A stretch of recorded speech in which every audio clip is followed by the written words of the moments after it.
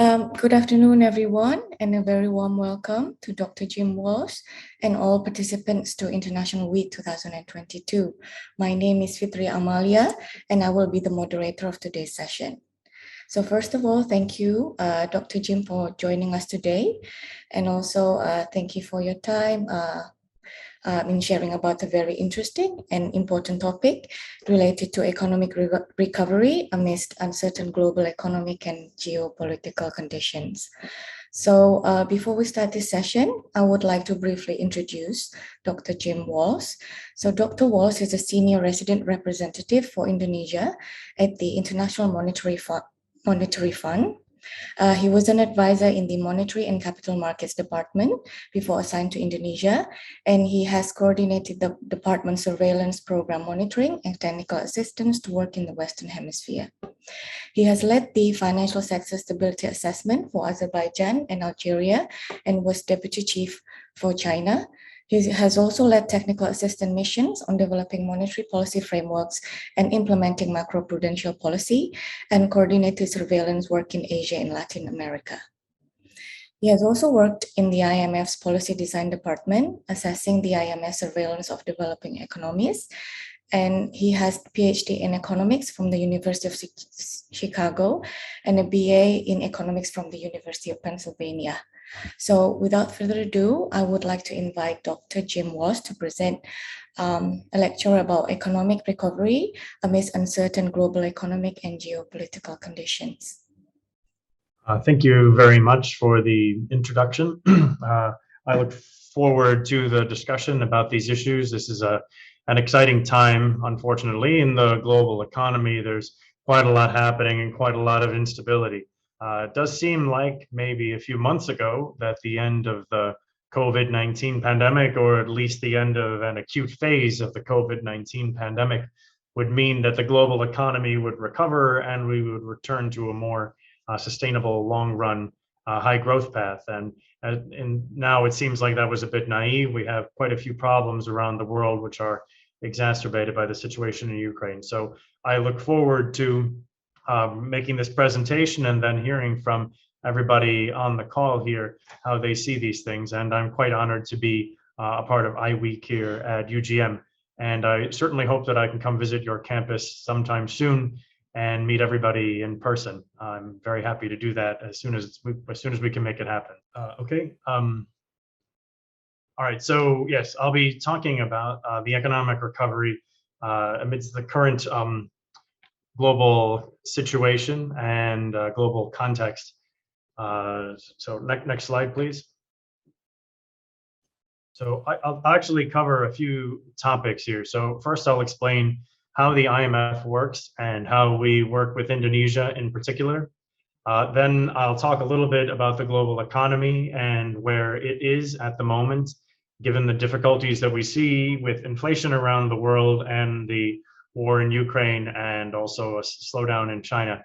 Then I will talk about Indonesia in the global economy and how this situation affects Indonesia and how Indonesia fits into this context. Then I'll talk a little bit about how Indonesia responded to the COVID-19 pandemic and how we see those macroeconomic policy responses and how the economy has responded since then. And then I'll talk a little bit about some priorities going forward. So next, please. So first, I'll talk a little bit about about the IMF. And so next slide, please. So the IMF and the World Bank were founded at the end of the Second World War in 1944. And the idea at the time was that economic imbalances around the world had been an important reason, or at least an aggravating factor in the Second World War, and had led to, first of all, a lot of economic difficulties. And those economic difficulties had fed into political problems that eventually helped bring about the conflict.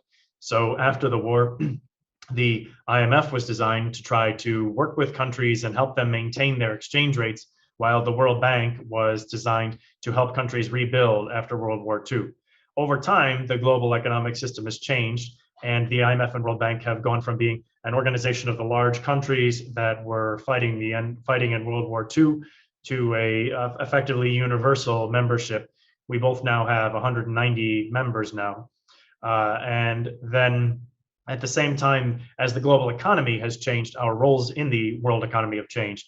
So the IMF today helps countries work in a system of flexible exchange rates and a system where capital flows are much larger than they were back in 1944. And we try to help countries develop policies that are consistent with sustainable long-run growth and with global economic and financial stability. The World Bank, at the same time, has seen its role evolve into something that is aimed more at trying to alleviate global poverty and try to make growth more inclusive around the world. So both institutions have evolved over time, but I would like to think that we still have a strong role to play around the world and that we are still providing good advice. So next slide, please. There are three main areas where the IMF works with countries like Indonesia. The first one and the main one is through policy advice. So the IMF publishes global reports twice a year on the global economy and the global financial system and on fiscal policy around the world. Those reports are available on our website. They come out at the time of our annual meeting in April and at the time of our fall meeting in October.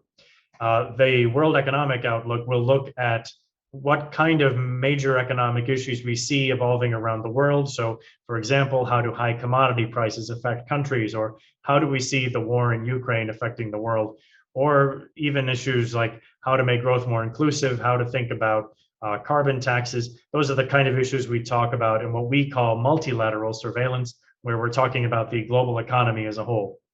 We also do what is called bilateral surveillance, where we talk to countries about their specific economic issues and the challenges that they face. So for example, with Indonesia, we write a report once a year, which most recently was published in March of this year, and it's available on our website.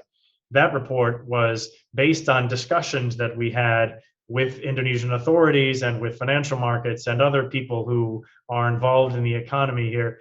Those discussions happened in January and the report was published in March. We do that annually, so we will come back to Indonesia some point later this year or early next year and update that report, and that will again be published. But that bilateral surveillance, the idea there is to suggest the kind of policies that we feel are best for Indonesia to continue sustainable growth, make growth more inclusive, and make sure that this can be done in a context that adds to global stability and global economic growth. The second area where we are involved in countries is on lending. At the moment, we aren't lending to Indonesia, which has quite a strong external position, but we are lending to quite a number of countries that have been negatively affected by the COVID-19 pandemic. That kind of lending is sometimes aimed at closing balance of payments gaps. Usually that's the goal of it. Indonesia doesn't face that at the moment, but since quite a few countries were affected negatively by the pandemic, we are involved in that. And I'm happy to talk about that kind of lending and other experiences that we've had, but that's really not an area where we're involved with Indonesia at the moment. Then the third area where we work with countries is capacity development. That is helping countries train staff to try to better implement macroeconomic policies. So in countries like Indonesia, we might help talk about how taxes can be better collected or how the central bank can improve different monetary policy frameworks or how it thinks about monetary policy. We do this with almost all of our members, and it's very helpful for us because we get to see how economic policies are implemented in countries and in many cases share those lessons in other places. So Indonesia has quite an active discussion in that area, and it's an area that I think benefits us as well as the countries where we're providing this kind of assistance. So those are the three main areas where the fund is active. And usually I think my work has been more involved in the policy advice than anything else, but I also help facilitate capacity development with the Indonesian authorities. So next, please. So over the last maybe 10 to 20 years, the fund has become more involved in some other areas of policy advice that in the past we hadn't made as central to our surveillance. So this is partly because these are areas where the fund has come to learn that if we don't pay attention to these fields, then the kind of growth outcomes that we're looking for, that is growth that is sustainable and inclusive, are much more difficult to arrive at. So we've looked much more in the last 10 years in particular at inequality and how inequality affects economic growth outcomes. And the reason for this is because we want to make sure that growth policies and economic policies include everybody and don't exacerbate income inequality. If all of the benefits of economic reforms are only going to a few people, it's very hard to make those, it's hard to justify those reforms in the first place. And it's also hard to make sure that those reforms are sustainable in the long run.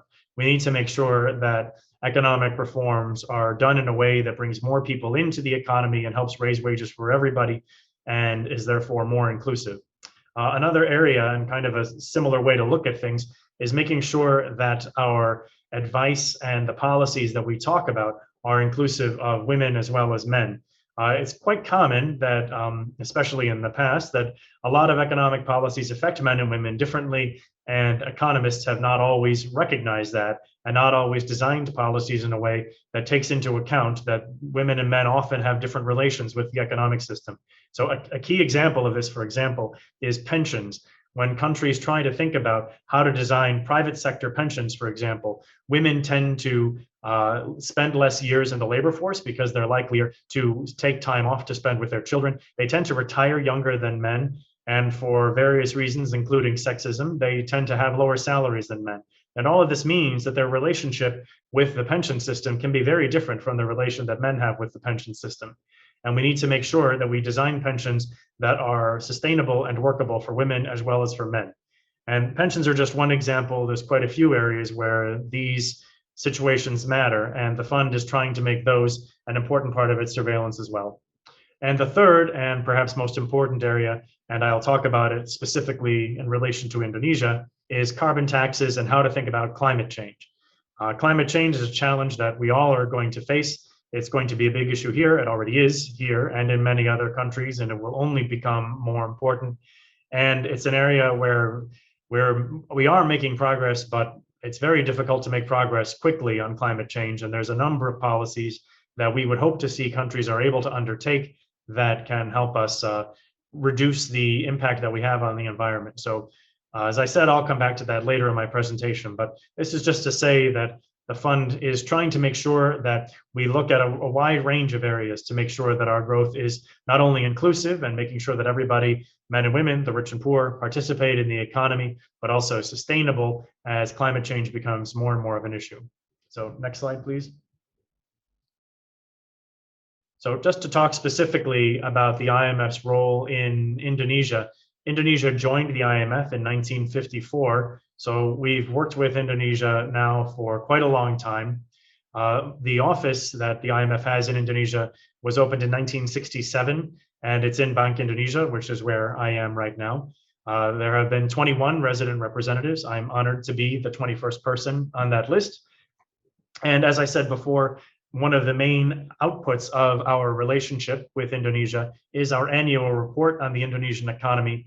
The first one was published in 1955, and the last one just in March of this year. So as I said before, these reports look at the economic conditions in Indonesia and how the authorities plan to address the challenges that the country currently is undertaking. We look also at global conditions and how they affect Indonesia, and the IMF provides recommendations for those policies. So in our reports, we have a list of those recommendations as well as how the authorities might see things differently. I would encourage you to look at those, any of them from the last few years. They're all published online. I'm not going to say they're short, but I will say that we have an executive summary and that will tell you the main points of advice that we have. So next, please. So next I'll talk a little bit about the global economy. So one thing that I would say here, as I said before, when we were coming out of the pandemic, it really looked as if the global economy was going to be on an upswing and we would see high levels of growth return, similar to what we saw before the pandemic began. That hasn't happened because of inflation, which is something that I'll come back to. But what I will say is that about growth is that the pandemic really affected the output capacity of countries in a way that was perhaps larger than what we anticipated. So a lot of the advanced economies were able to spend a lot of money to try to keep their economies running through the pandemic. And that meant that they had a very strong recovery, especially as vaccinations got underway last year. Emerging markets generally spent less money to support their economies for various reasons, and the outturn for that reason has been a little slower. And that has also been a factor of the fact that vaccinations were a little slower in most emerging markets. So what we see is that a lot of countries were on a very strong trend before the pandemic. That trend flattened a little bit during the pandemic, and now we're trying to catch back up to that trend. In the advanced economies, we are back at that trend, but that's accompanied by very high inflation. In most emerging markets, we're still a little bit below that trend. And unfortunately, we're also still dealing with inflation in many emerging markets as well. The war in Ukraine has further reduced global growth by through a number of mechanisms, which I'll come back to. But the main impact so far has been higher energy prices and lower growth in Europe and Russia. So the IMF's forecasts for growth in 2022 were revised down dramatically in March and April because of this concern about the war in Ukraine. We modified Ukraine's growth down substantially, given that the war is happening there. And there's quite a lot of damage to the Ukrainian economy, as well as the human cost of the war. We've also marked down Russia, which is strongly affected by the sanctions imposed by other countries. And we've marked down Europe, which is highly dependent on Russian energy. So we already had a global economy that was negatively affected by the pandemic, and the war has now made that significantly worse. So next slide, please. So as I mentioned before, we were on a relatively strong trend on global economic growth before the pandemic, and then the pandemic pushed us down a little bit. So the question is, will we be able to get back to that pre-pandemic trend? So the difference between the trend before and the trend now is what we call scarring. So the effect of the pandemic on long run growth. That scarring is quite strong in some parts of the world. So for example, in the advanced economies, while growth has now gone back to trend, we are very concerned about the ability of companies to lend and of the economy to produce the same levels of output that we saw before. So in Asia, that we see that effect particularly strongly in the advanced economies in Asia, such as Japan and Korea. This is to some extent due to the fact that companies had to borrow a lot of money to keep surviving during the crisis. So what we see is that a lot of companies have much higher levels of debt now than they did before the crisis. And for that reason, they can't borrow as much to invest in the future. So the fact that all of this together, lost sales during the crisis, more debt that we needed to borrow during the pandemic, and now high inflation and the war, that means that it's going to be hard to get back to pre-pandemic levels of growth. And that just is weighing on, that will likely weigh on investment around the world. So that's the kind of scarring that we see, though it does tend to be less in emerging markets, especially in Asia, than we see in some of the advanced economies. So I'll talk about specifically about Indonesia in a minute. So next slide, please. So another issue is that as we've come out of the pandemic, inflation has been revised up around the world. Some of this is because we see high inflation in the advanced economies, such as the US and Europe, where growth is already reaching the limits of what can be produced in the economy. And some of it has also been because of commodity prices, and in particular, commodities that were exported by Russia and Ukraine, such as energy and food. So in most countries, we have revised inflation up quite substantially over the last year. This is particularly true in places like the Philippines and New Zealand, where fuel prices are market determined. A little less true in countries like Indonesia, where fuel prices are to some extent determined by the government. But what I would say here is that inflation is a global phenomenon, not just in the advanced economies where inflation is very high, almost 9% in the US and Europe right now, year on year, but also in a lot of emerging markets. So in Indonesia, it's also rising, though so far Indonesia has been doing a little better than some other countries have. So next, please.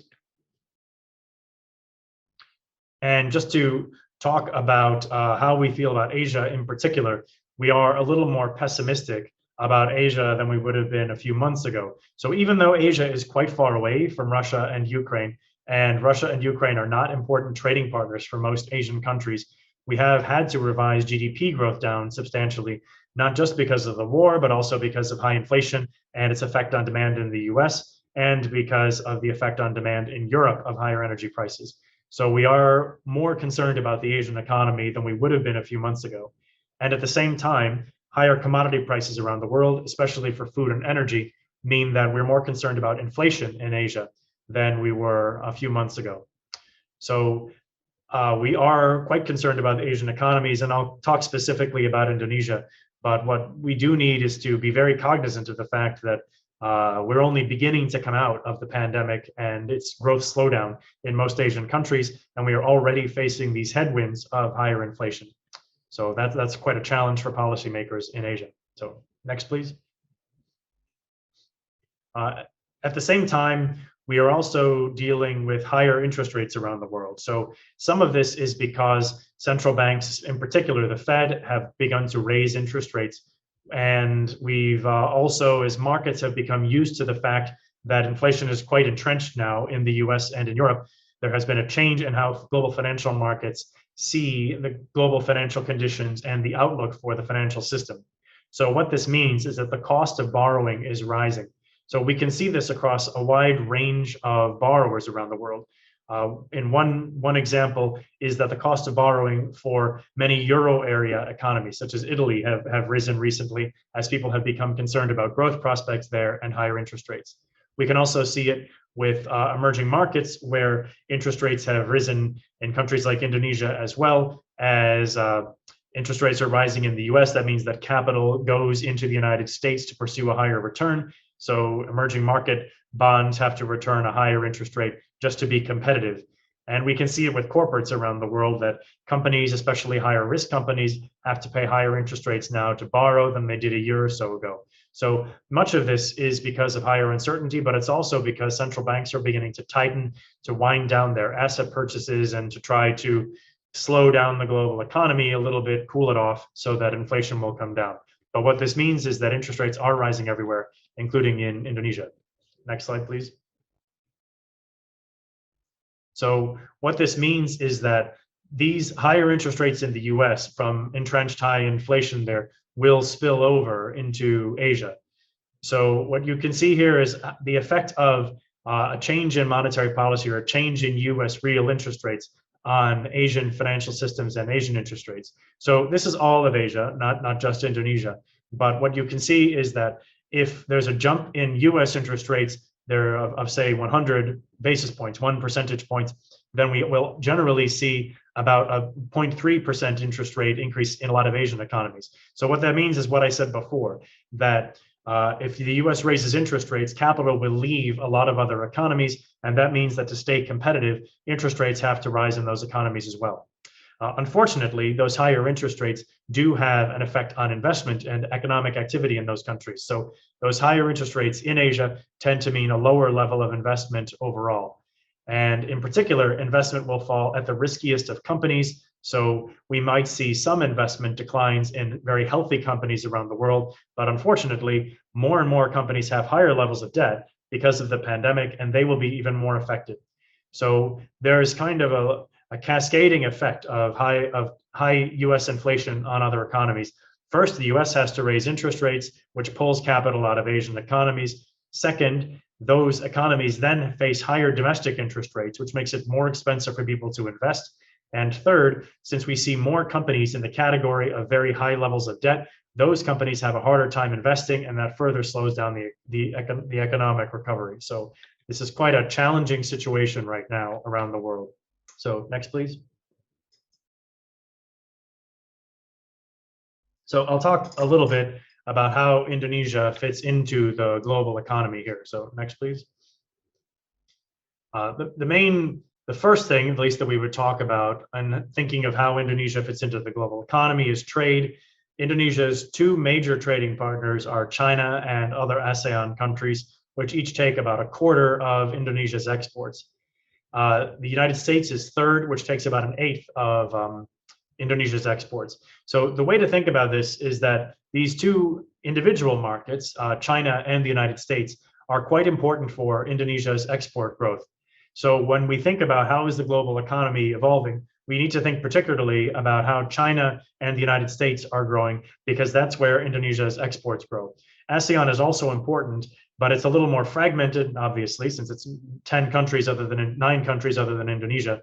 And also because a lot of the goods that are produced in ASEAN are then exported to China or to the United States. So we need to think about how is the US economy growing and how is the Chinese economy growing. Unfortunately, that's not so great right now, but I'll come back to that later. So next, please. The second thing we try to think about with how Indonesia fits into the global economy is global financial markets.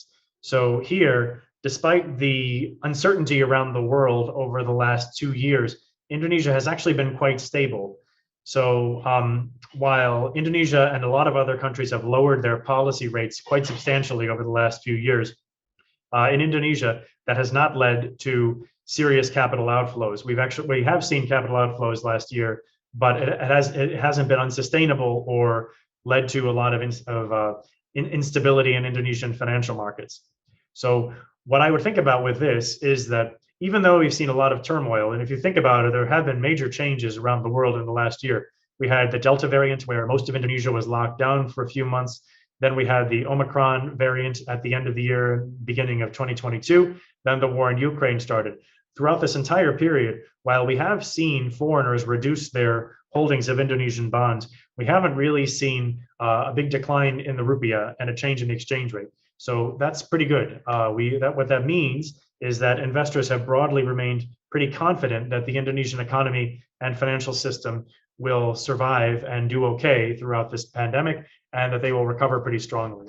So that's some good news for where Indonesia stands right now. So next, please. So that is notwithstanding the effects of the war in Ukraine, which have been pretty severe. So there are a few main ways that the war in Ukraine has affected Indonesia. So first is commodity prices. So on the one hand, Russia is a major exporter of oil, and Indonesia is a net importer of oil. So what that means is that the price that Indonesia has to pay for gasoline and for diesel has gone up quite substantially. In Indonesia, because the government controls most of these prices, the government has a choice between subsidizing fuel prices or raising fuel prices. This is a very difficult choice to make because higher fuel subsidies are expensive for the budget and wasteful because they tend to go to higher income individuals, and also they take fiscal resources away from priority sectors like education and healthcare. But allowing prices to pass through and not subsidizing them would raise inflation and could create hardships for some people, especially low-income consumers. So that effect, what the Indonesian government has chosen is to continue subsidies and raise them. So that does have an impact on the fiscal, but fortunately, Indonesia also exports coal and palm oil. So the overall impact is mitigated by the fact that the government and the country as a whole get revenue from the exports of coal and palm oil. So the overall effect on the external position and on the fiscal position is generally positive in this case. Nevertheless, higher fuel prices and higher energy prices around the world do impact Indonesian inflation. We could see that with palm oil already having an impact on cooking oil prices around the world. That's true in Indonesia as well. So that is but that's a much stronger effect in a lot of other countries. And then the third area where the Ukraine war is having an effect on the global economy is just on risk appetite and how people see the global situation. So at the beginning of the war, it did seem as if the war was going to really undermine global growth and global economic confidence. So far, that hasn't really come to pass. I think there's much more of a concern from US monetary policy and Chinese growth than there is from the war. But as the war drags on and no one is really clear how long this will last or how it will end, then we will continue to have uncertainty about it that will weigh on economic growth. But I would say that for Indonesia, really the main effect has been commodity prices. So higher subsidies for gasoline and higher revenues, both for exporters and for the fiscal from coal and palm oil. That's so far the main effect on Indonesia. So then the next slide, please. And as I said before, Indonesia's two main trading partners, or the two largest trading partners, are China and the US. So it's important to think about how Indonesia relates to those countries and how they're currently performing. So in China, the main issue right now is that there was tremendous success at the beginning of the COVID pandemic in China at reducing the number of cases effectively to zero and closing off China from the rest of the world. Unfortunately, as the rest of the world has dealt with wave after wave and vaccinated quite a number of people, China has managed to vaccinate a high percentage of its population, but hasn't done as good a job with the most vulnerable people in the population, namely elderly people. And they haven't had the same level of immunity from the disease that has come from the spread of the virus that we've seen in Indonesia or basically anywhere else in the world. So to deal with that, the Chinese government has had to lock down places where they've seen a lot of COVID cases.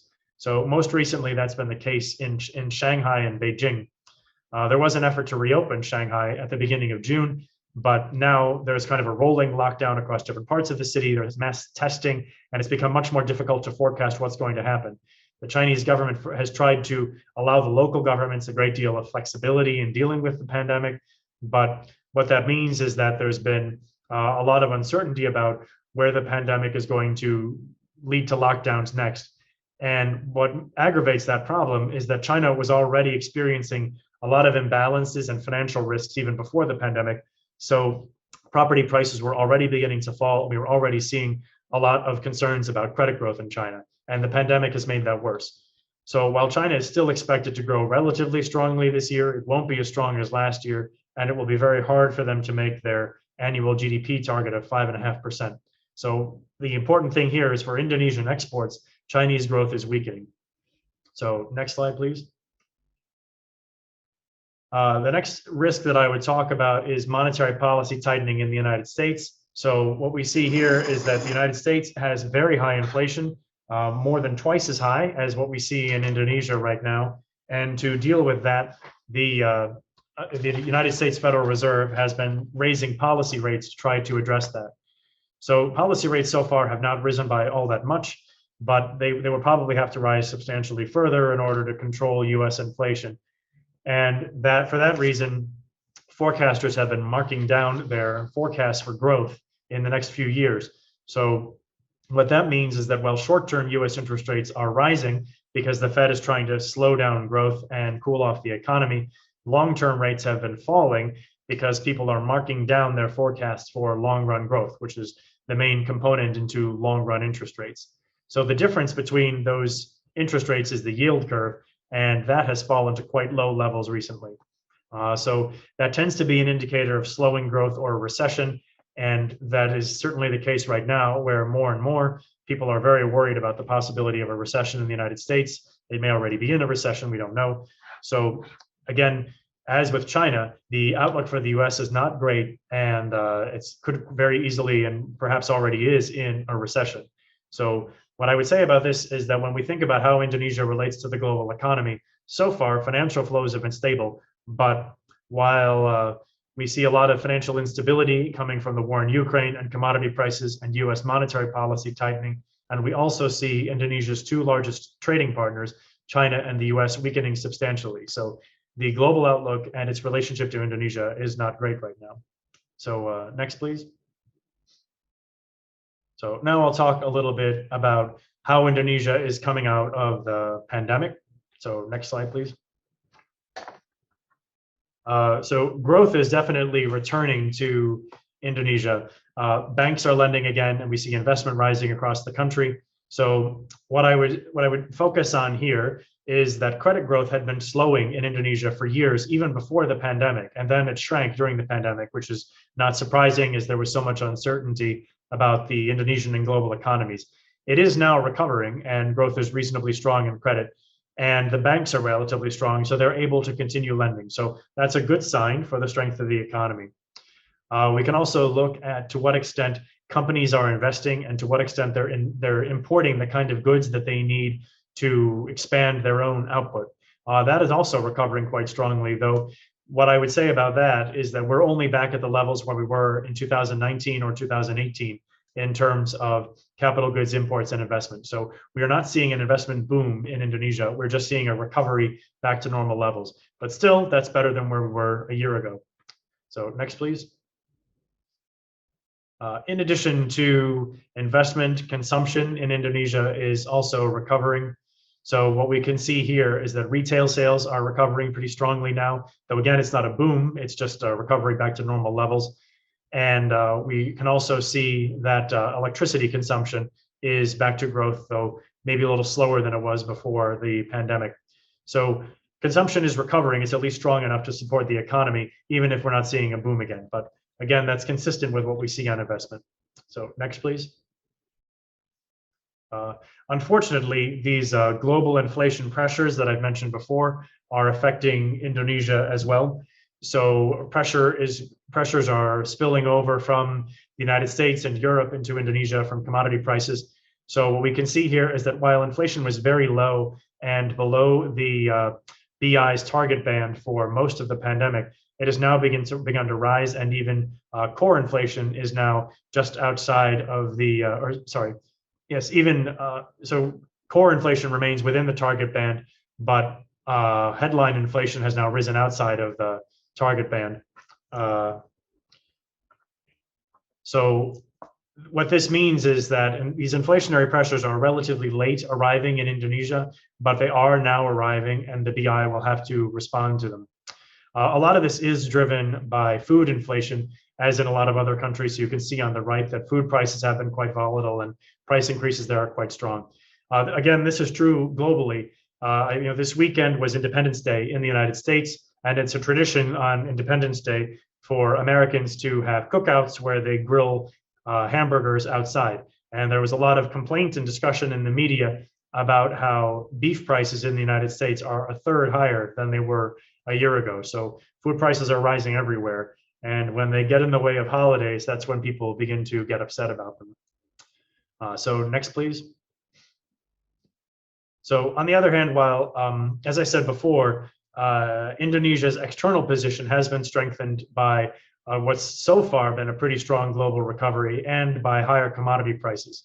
So Indonesia's trade balance has been very strong for the last few years because Indonesian growth has been weak, so Indonesia is pulling in fewer imports, but the US economy, the Chinese economy had been relatively strong, so they were absorbing a lot of Indonesian exports. What this meant was that foreign reserves, the central bank's ammunition against currency volatility, had been quite strong. They are now weakening a little bit, but Indonesia is still in a very strong external position.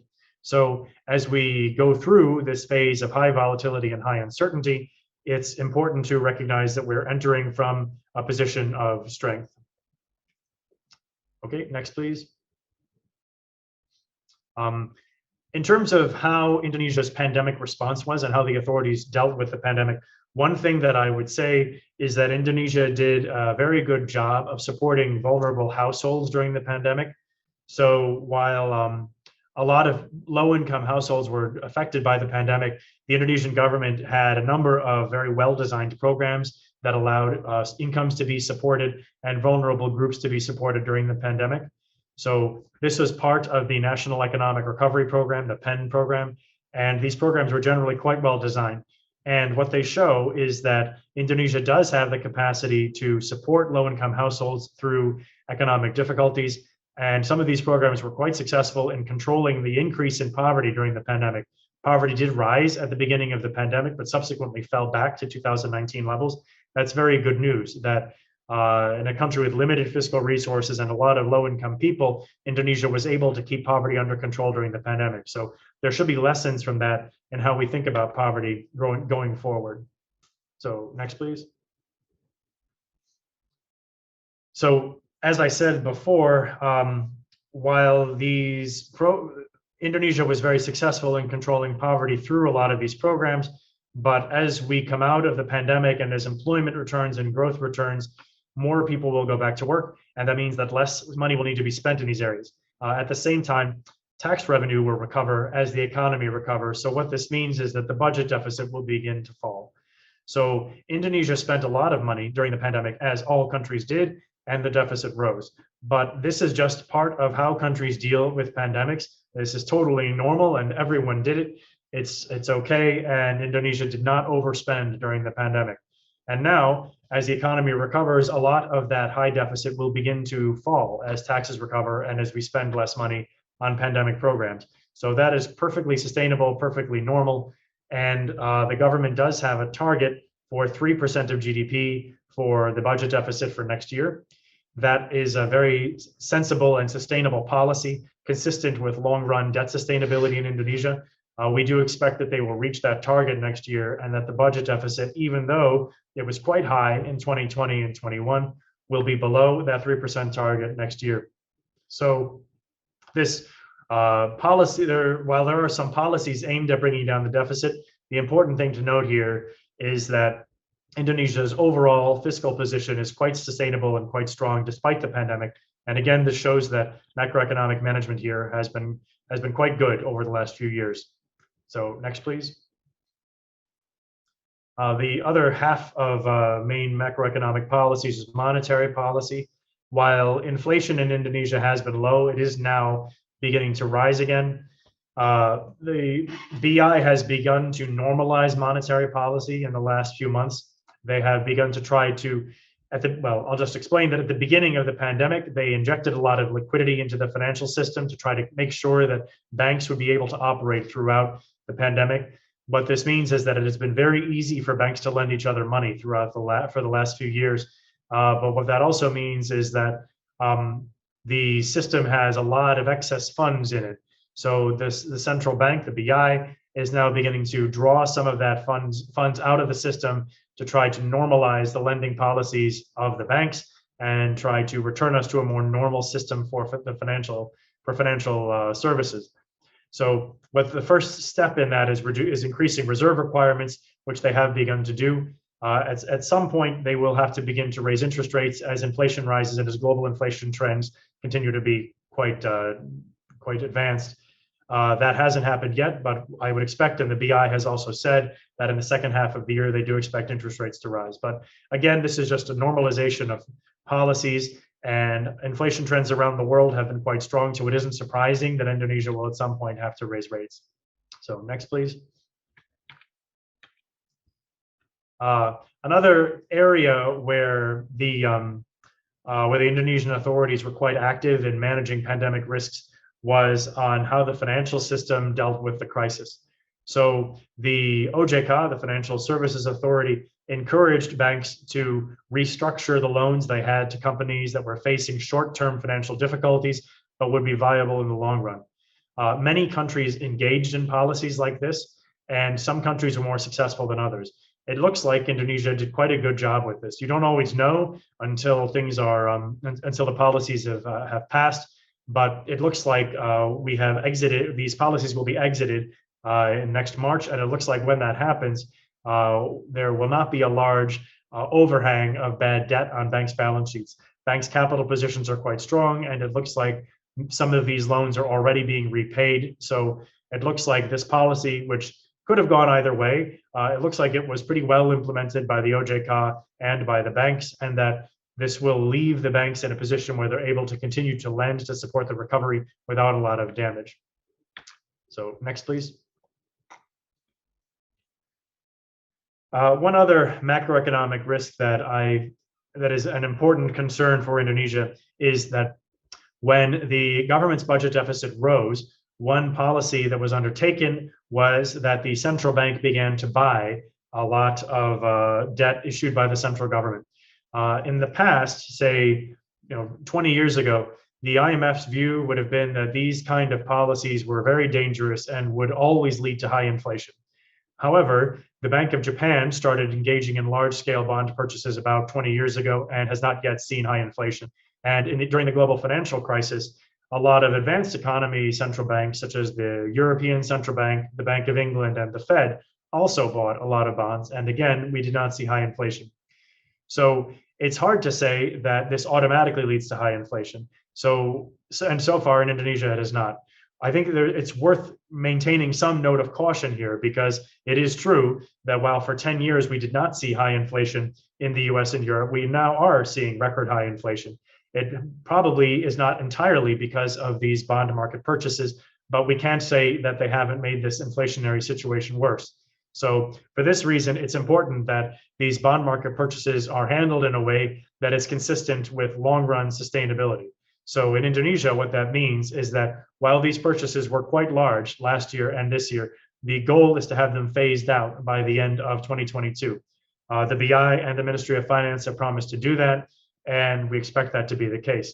If that is the case, it seems unlikely that these really will have added to inflationary pressures in Indonesia, and that's good, because while these bond purchases made it easier for the central government to finance its economic recovery programs, they do raise the risk of long-term inflation.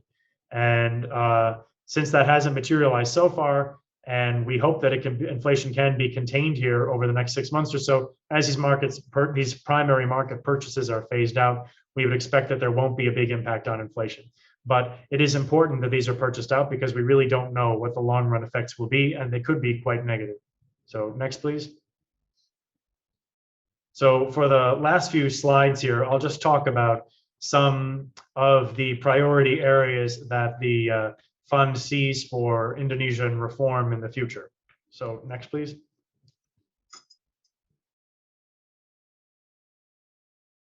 The first issue I would talk about is climate change. As I said before, climate change is a real threat to the global economy. In countries like Indonesia, where we are, on the equator, the kind of ways where we might expect climate change to affect the economy is with less predictable rainfall and hotter temperatures overall. So we can already see that the rainy season this year seems to be a little more extended than it has been in previous years. That will become increasingly common, or at least the level of uncertainty we have about the duration of the rainy season will become increasingly common. Crop yields will begin to fall as we have higher temperatures and less easily forecasted rainfall. And we will also see more uncertainty around the world about things like water supply that could lead to global instability. And at the same time, we need to develop a set of policies that will help to bring these temperature changes under control and emissions under control. So Indonesia, like all other countries in the United Nations, has made pledges to try to bring down emissions and try to control global temperatures. I think it's fair to say that almost no country has put in the kind of policies that would consistently keep its emissions to the level that's consistent with climate sustainability. So no country has, not Indonesia, but not the Europeans or the Chinese or the Americans either. It's a difficult set of policies that need to be brought about, but in the long run, the alternative is worse. And what I would also say about these policies is that they have a lot of short-term effects as well. So next slide, please. The most important set of policies that we can bring about to try to reduce carbon dioxide emissions and global warming is to try to shift toward renewable energy. And the key set of policies that the United Nations and the IMF think about for this is to try to raise the prices of fossil fuels in a way that makes it more economical and more profitable to invest in renewable energy, specifically wind and solar. But in Indonesia, geothermal energy is also an important resource. So the maps on the left here show to what extent prices for coal and diesel and gasoline and natural gas are below those levels. So to what extent are countries subsidizing those at the cost of renewable energy?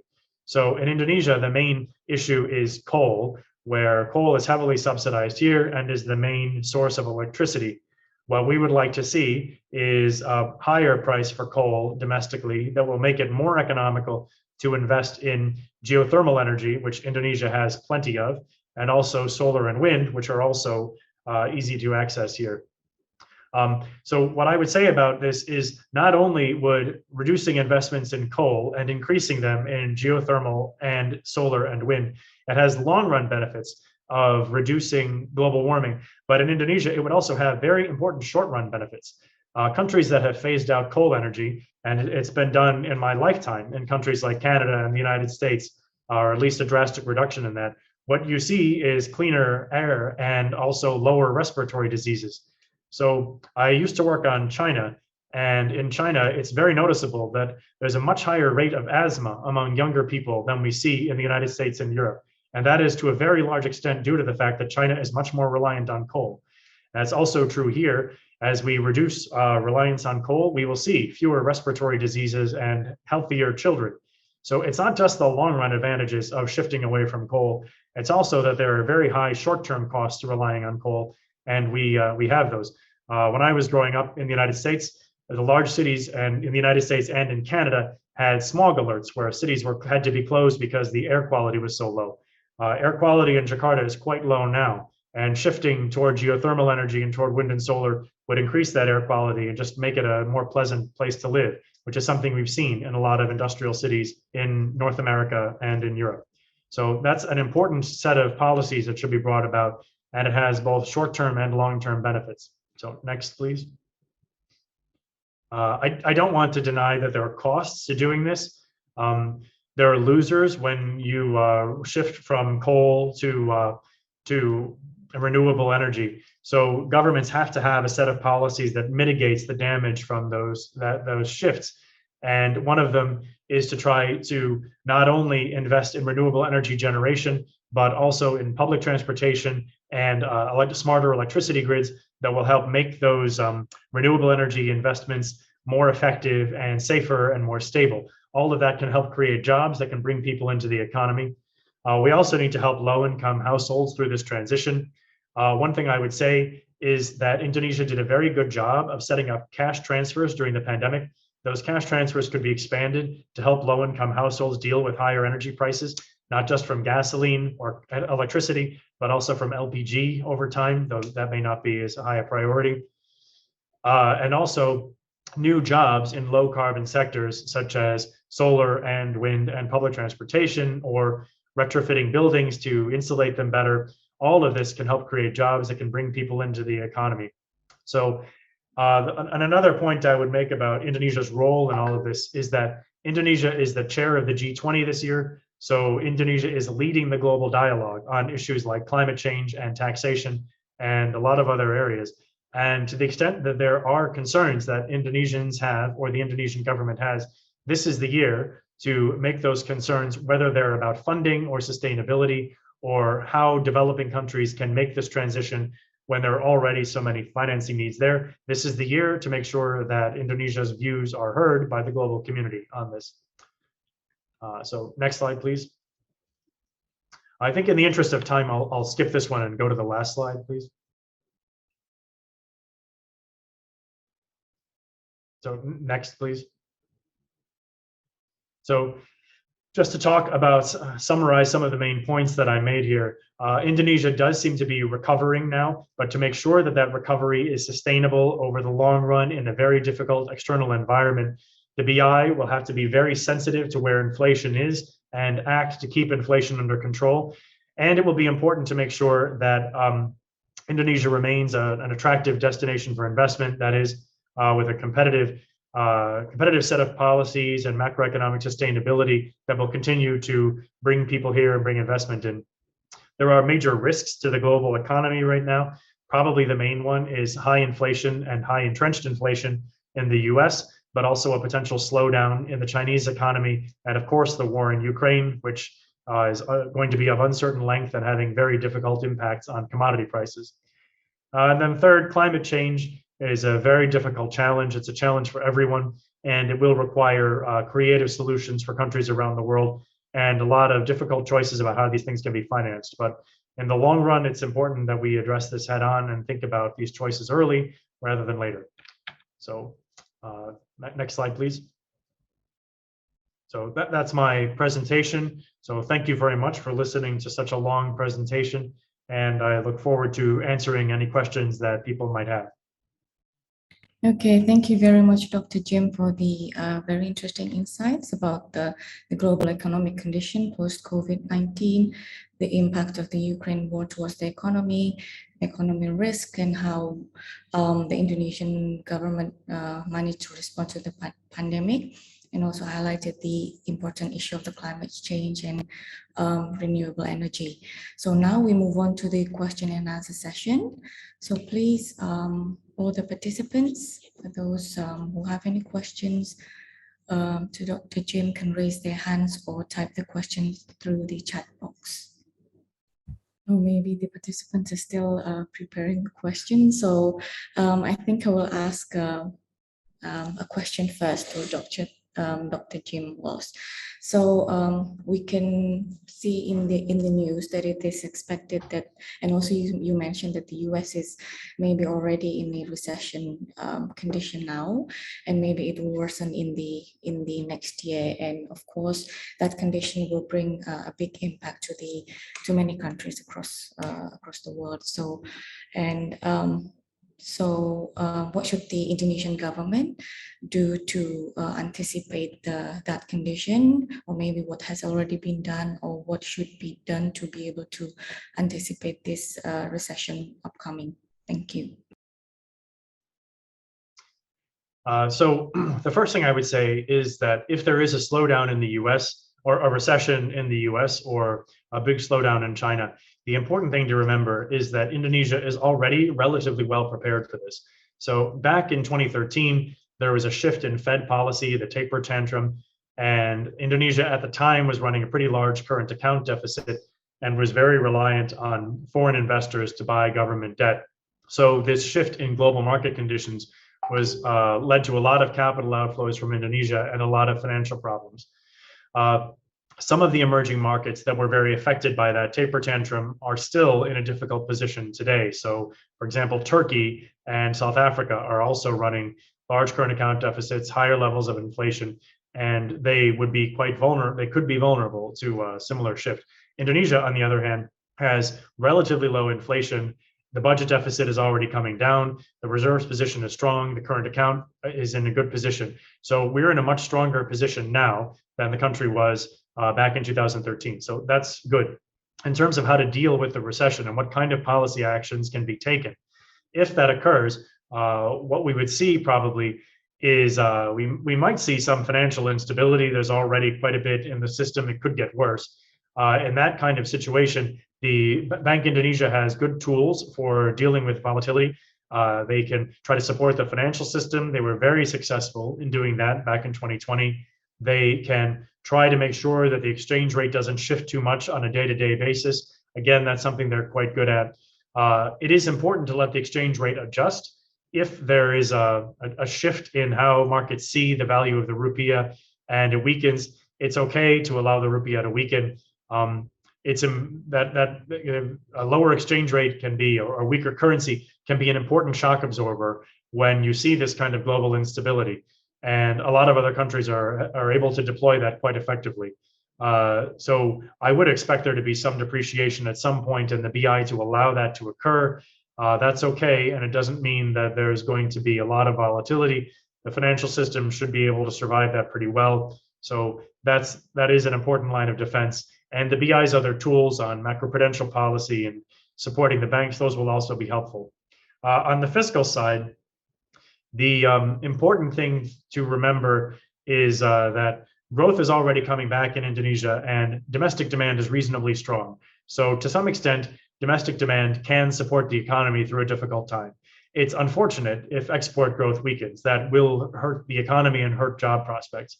But there's not much you can do about if policymakers in the US don't see inflation rising to 9% and are behind the curve, there is certainly nothing that Indonesian policymakers can do about that. We just have to deal with it. And the same with the Chinese economy. If they weren't able to control these financial risks a few years ago, there's nothing we can do from here.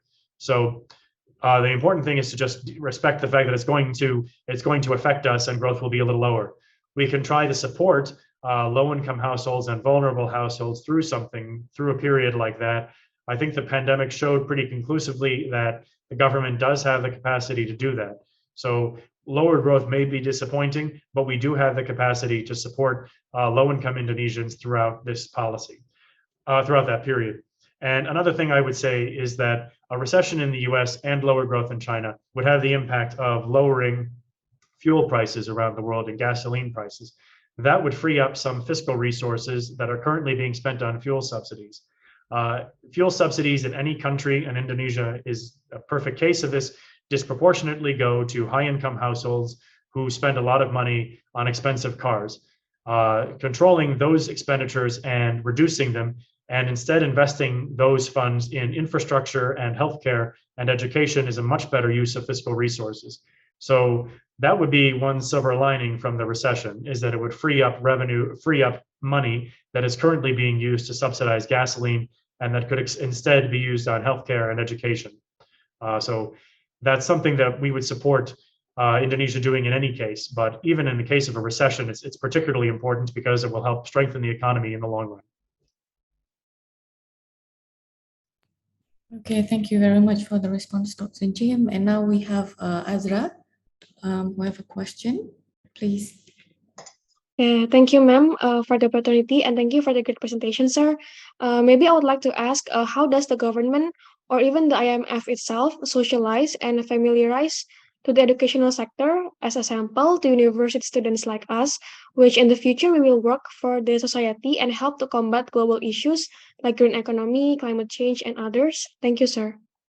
I think I have two responses to that question. So the first one would be for broad education for the entire labor force. And the second question is thinking about university students in particular. So the first thing is investing in education is the most important thing that countries can do. It's the most effective use of fiscal resources. At one of my other university presentations, I was asked how Indonesia can avoid the middle income trap. So if people don't know what that is, a lot of countries see very rapid growth up to a certain level of income, and then it tapers off and slows down, and they never quite catch up to the rich countries. So there's only a few countries that have really managed to evade this trap and get to high income status. So these are places like the Czech Republic, Korea, Singapore, Taiwan, the Baltic states, Estonia, Latvia, Lithuania. These countries have been able to catch up and become rich countries and avoid this middle income trap. So I was asked, how can Indonesia avoid this trap? And no one knows. If there were a solution to this, the IMF would be telling countries to do it. We don't know what the answer is. But one thing I would say is that one thing all those countries have in common is very, very strong educational systems. In Korea, everybody goes to 12 years of high school. And the same is certainly true in the Czech Republic, the Baltic states, anywhere in Central Europe. Everybody graduates from high school. The quality of education is very high. So everybody can read, everybody can write and do math. This is very important. And it means that the labor force tends to be very flexible. So investing in education at a K-12 level can help make the workforce more flexible, make it easier to train people in the long run, and make it easier for the economy to adjust to new things over time. And that's really what economic development is adjusting to new economic challenges. People can be very productive on farms, but they may need to move into a manufacturing job or into a service job. And a stronger educational system makes it easier for people to learn things. They're used to learning things from education. They can learn new skills that way. So that K-12 investment is very important. At the university level, I suppose what's important is making sure that there's high quality university training, that you have access to open dialogue with all of your fellow students and your professors, and people are able to hear different views from around the world and respect those views and defend them when your own views come into question, or if you disagree with somebody else, that you can do that in a respectful manner. That's very important. And also just be able to participate in global dialogues.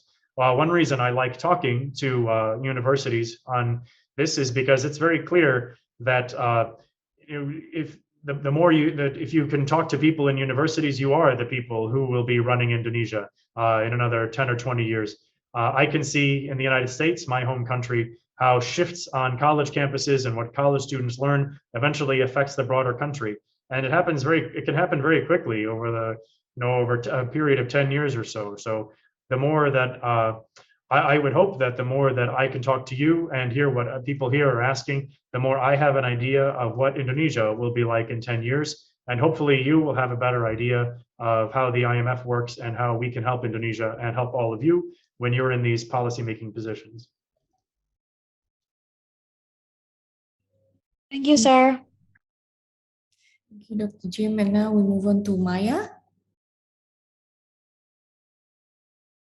Thank you for the opportunity and very interesting topic about renewable energy. So as we know that to achieve 100% renewable energy would be very expensive because the initial capex would be too high. And to minimize the initial capex, I give recommendation to use LNG as the fossil fuels to transform from our dependence from coal and fossil fuels to, because LNG is the cleanest fossil fuels in current energy transitions. So it represents some alternative to reduce greenhouse gas emission and helps to combat global warming. So by developing the use of LNG, particularly for industry and transport, will be effective to contribute protecting the environment. What do you think about that solution from me? Thank you. So yes, you're right. LNG, when it's used for generating electricity, has about half the level of emissions of coal, or maybe maybe a little less. So a lot of countries, especially countries that have a lot of natural gas, like to think of LNG as a transition fuel from a high coal present to a renewable future. Indonesia doesn't have a lot of natural gas, so it would have to be imported. So I guess what you'd have to think about are, what are the trade-offs that we're making here? So Indonesia is very unusual in that it has a lot of geothermal capacity. Most countries don't have a lot of geothermal capacity. And the advantage to geothermal is that, unlike solar and wind, it's on all the time. So you can use it for all of your electricity needs 24 hours a day. The same is also true of LNG. So they're very comparable things. So what I would say is, how would you compare an investment in LNG today to an investment in geothermal? So geothermal is probably a little more expensive and it's a little more uncertain, but you can use it forever.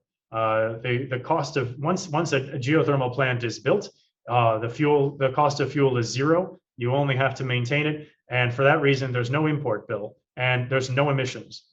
LNG, on the other hand, you'll have to import the natural gas to be able to use it. The setup cost might be a little lower, but the cost of operating will be higher in the long run because you have to import the natural gas, and you'll still be emitting a lot. So the idea is that you don't want to have a natural gas plant running forever.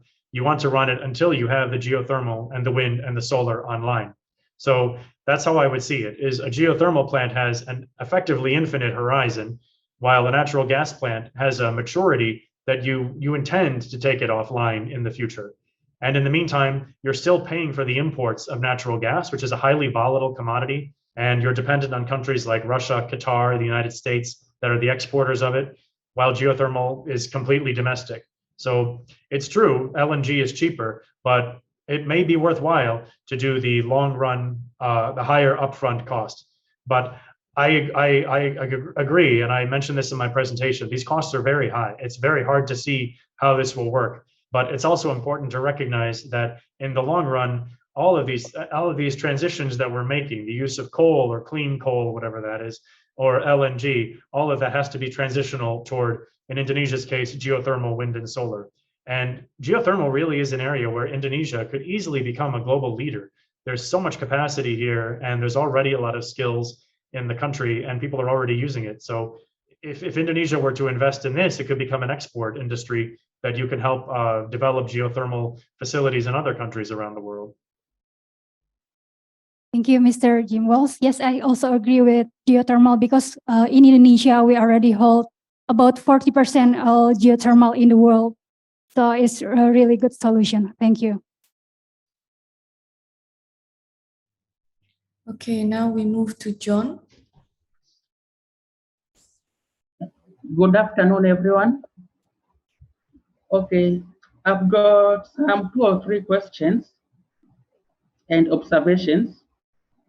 Okay, the first observation and related question is, most of these international organizations, such as the Bretton Woods institutions, UN and its agencies, amongst others, we can say that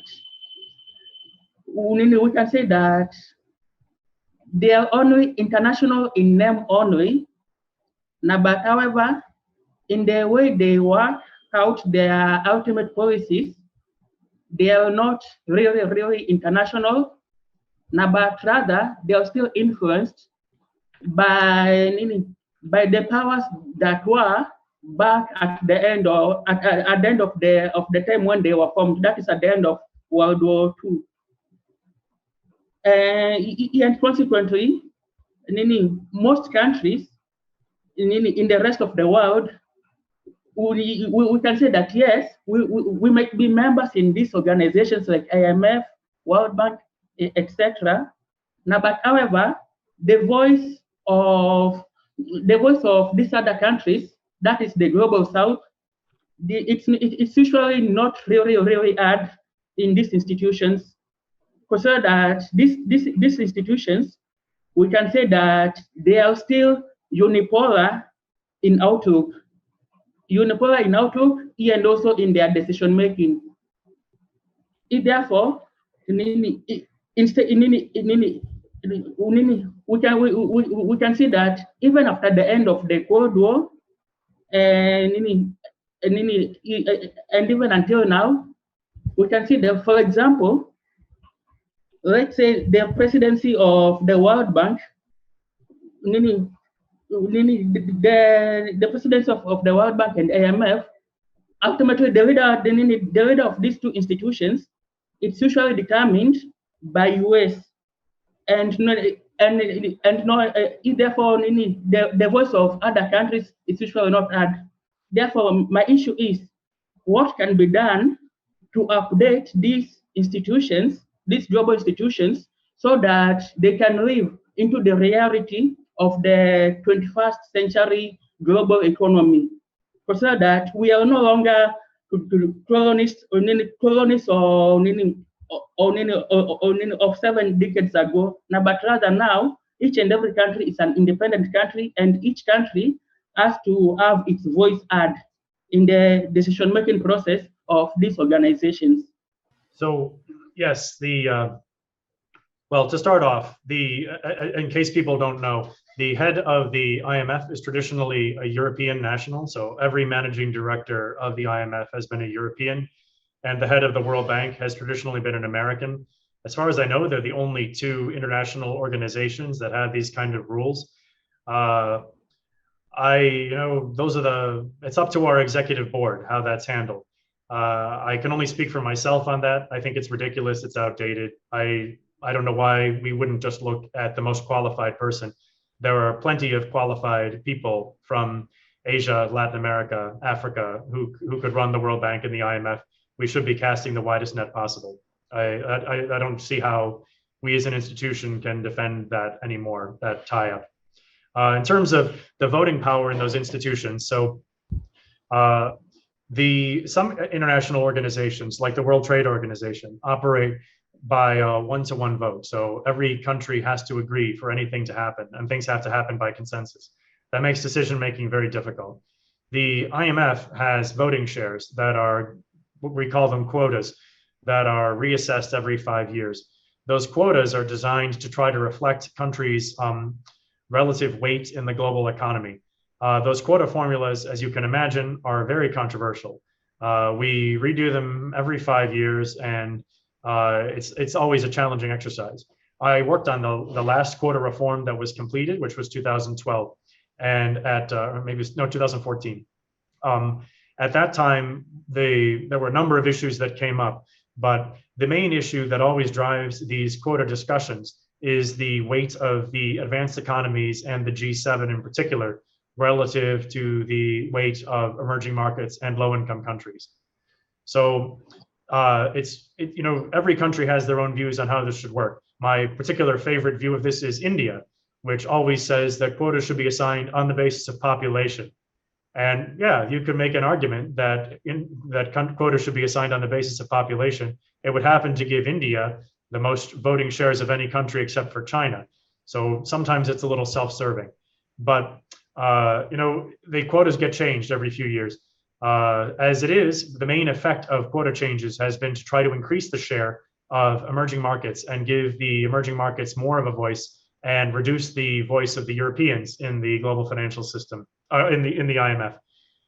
So that is what's happened with the last set of quota reforms. The Europeans lost a few percentage points of the vote, and the emerging markets, especially Turkey, Brazil, and China, gained some votes. So we are trying to make the institution, it's probably never going to be a one country, one vote organization like the World Trade Organization.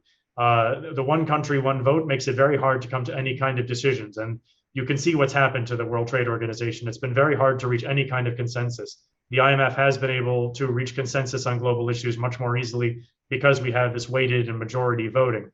That voting over time has become more inclusive, and we are reducing the share of the Europeans and the Americans and the Canadians in the vote and increasing the share of emerging markets.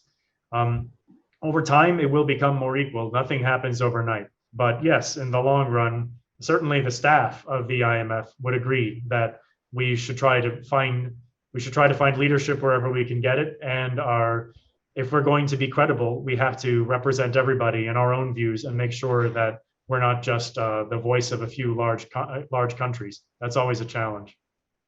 Okay, follow-up question regarding on the global economy. We can see that we are living in a world whereby each and every country has got its own interests. Now, but unfortunately, we've seen that over a period of time, some nations which consider themselves to be powerful, I use the word powerful in quotes, they consider themselves to be powerful at the expense of other countries. Therefore, at the end of the day, in trying to channel their own particular vision and worldview to other nations, they use either their economic, political, and military power to try to force the way the internal structures of other independent countries work. And one of the most unfortunate bits that has been utilized, which is economic, that is the use of sanctions. And let me speak on behalf of a country such as Venezuela, Cuba, and Iran. The powers that be over the past 3 years, they've literally disseminated the economies of these three countries, Cuba, Venezuela, and Iran, much to the chagrin of the common people. And we all know, we are all aware that sanctions, they never truly work in changing the outlook of the internal structure of a country. As I believe it's Greenwald who has written a book expounding on the same.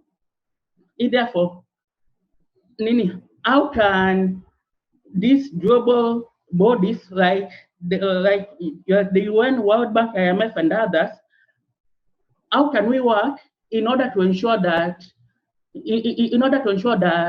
sanctions in these countries that they might be removed, because of that we've already seen for years and even decades in a country such as Cuba that sanctions do not work now, but rather what they've done is that they have impoverished their common people. Therefore, what is the best solution to rectify these issues? The issue of sanctions is more of a political one. Sanctions aren't imposed because countries are trying to develop their own economies. They're imposed because of governments that want to achieve a political goal for economic means. So, it's not really an area that we certainly don't advise countries on how to impose sanctions. That's not, our job is to try to strengthen global growth and get countries to work together. Cuba is not a member of the IMF, and though Venezuela and Iran are, and we to the extent we can, we work with the Venezuelans and the Iranians on how to deal with sanctions and how to manage their economies despite these sanctions. With Iran, actually, we have a pretty good relationship. Venezuela has been a little more difficult, but with Iran, we talk quite regularly to the authorities. We have the same kind of consultations with them that we have with Indonesia. And we've talked with them about things like fuel subsidy reforms that I talk about in my presentation. So the way that we see it is that sanctions, if it's a political decision by some of our member countries to impose sanctions, that's not something that we have much to say about. To the extent that our job is just to try to help our members. So we work with Iran and Russia and other countries that are currently dealing with sanctions, and we try to make sure that their economies continue to function as best they can, despite those sanctions. Last question, and it deals with the issue about SAPs, that is structural adjustment programs. For instance, back in my home country, Kenya, and most African countries, and also Argentina, we can see that the introduction of SAPs by the Bretton Woods institutions, they were detrimental in the destruction of their national economies. Now, but however, more than that years from the introduction of SAPs, because the SAPs, they were introduced back in the late 1980s. Now, but however, that more than that years later, still we can see that the Bretton Woods institutions, they are still following the same policy decisions in trying to solve the economic issues in these countries. Therefore, my issue is why is it that these financial institutions they are so slow in learning from their mistakes, so that we can see that each and every day policy decision they make, they are just similar to the prior one, and therefore at the end of the day, actually we can see we don't see any change with the policies.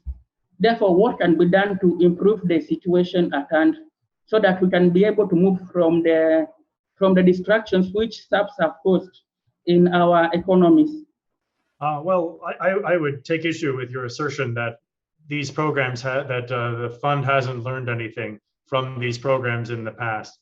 The fund went through quite a lot of change in the early 2000s as a result of how the programs in Southeast Asia, so Indonesia, Korea, Thailand, and how those affected the poor in particular in those countries, and also the Argentina program that ended at the end of December 2000. So I was part of a group within the fund that looked at how we set up our conditionality and our lending programs. And there was a recognition at the time that we were applying too many conditions in our programs and too many structural measures that were difficult to follow.